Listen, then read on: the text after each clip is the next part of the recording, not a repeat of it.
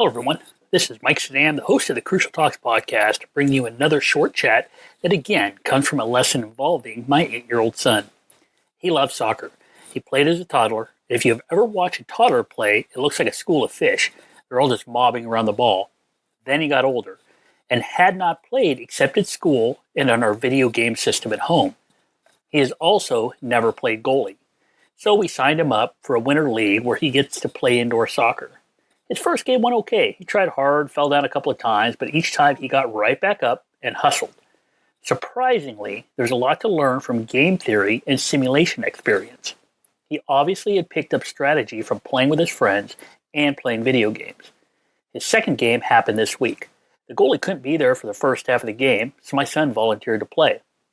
He had no goalie gloves or the shirt that differentiates the goalie from other players, but he wanted to give it a try.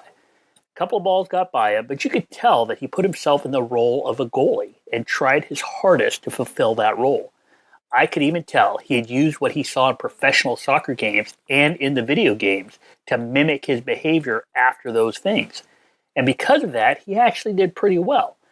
This showed me the first lesson of this chat, and that is the fact that one of the things we do as social storytellers is learn from others, not only from what they say, but from what they do and how they act.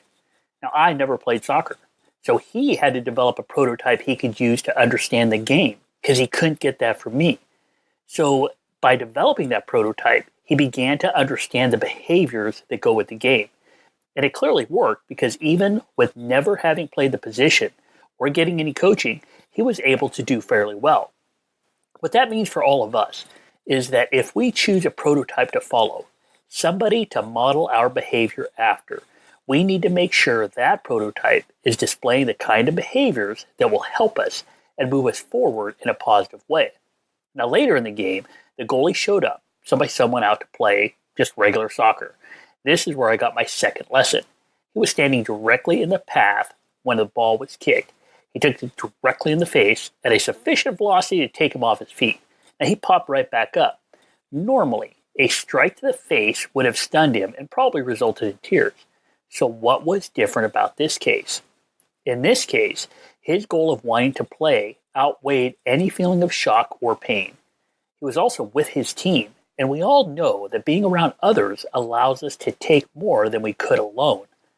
Finally, he was playing in front of other people, and he was playing in the role of a soccer player, not in the role of just a young 8-year-old. Because that role was so important to him, it drove his behavior. He wanted to stay out there. He wanted to play. He wanted to do a good job. So what can we learn from an 8-year-old playing soccer for the first time? Well, we can learn that we all play roles, and those roles drive how we see things and what we do. We also learn that sometimes you will take a soccer ball to the face, and the important thing is you get back up. And remember, if we want to understand behavior, we need to understand what drives people. Please review, share, and subscribe to the Crucial Talks podcast. Visit crucialtalks.com.